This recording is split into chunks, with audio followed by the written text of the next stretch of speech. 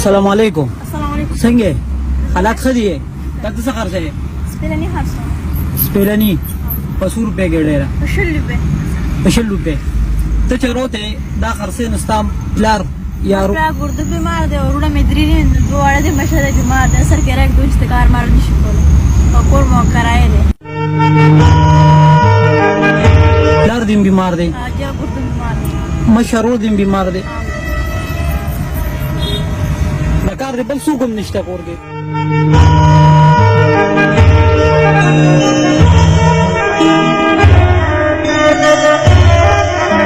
دا څومره دي دا چې راغستې دا څومره دي؟ دا څومره دي دا سپیلني دي که څه دي؟ دا به ټول د سوی؟ دا دېرش ګېډې دي. دېرش ګېډې یو ګېډې به څو ده؟ په 100 روپے.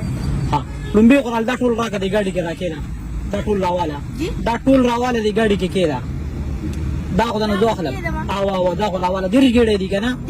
او ټولې راواله کېږده خو دې کې کېږده بس دا دې کې کېږده ښکته کېږده نوټ درکړم.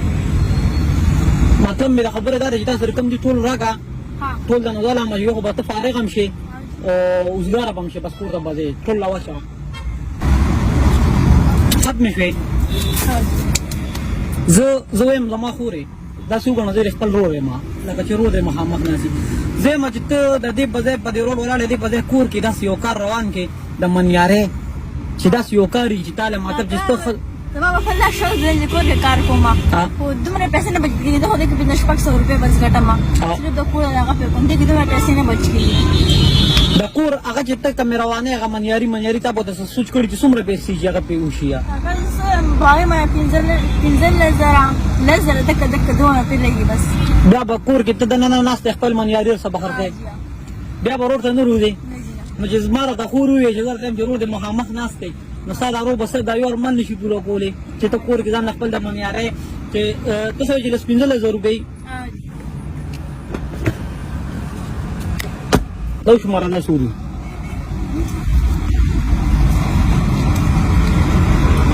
که ته شماره نه پوهېږم ته بیا نه پوهېږې دا کور یې زه راته وایم دا 50,000 روپۍ دي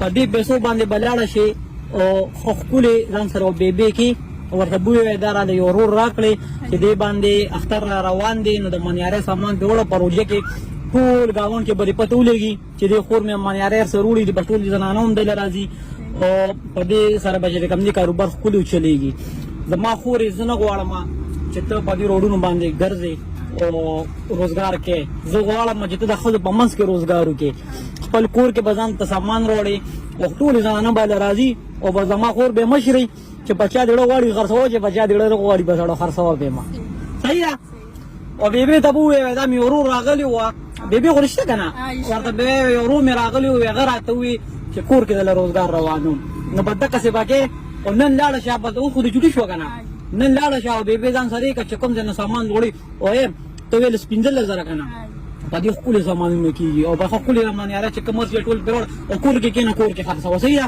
اجازت دې راته خوشحاله که خفه ډېر زیات خوشحاله یم خوشحالي مې ستا رضا ده دا ځواني مې در نظر شه که سجده